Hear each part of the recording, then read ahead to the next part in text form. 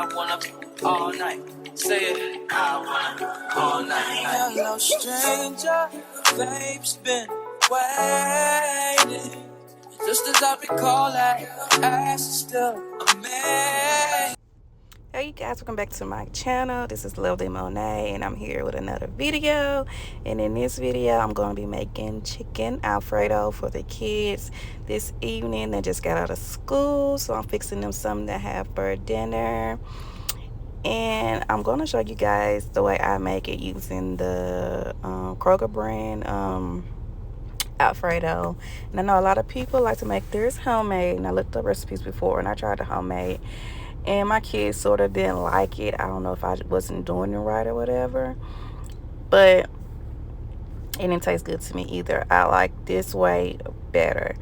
I don't know if a lot of you guys use it this way and feel like it don't turn out right, but I feel like it's a specific way you have to cook this Alfredo sauce from name brand or out the jar, I guess any brand, for it to turn out. I like ours thick and not soupy, I guess. So I usually empty the the jars in there, and then once I do that, I put some water in the jar, shake it up, and try to get some of that extra sauce that's in there and empty it into the pot with the sauce.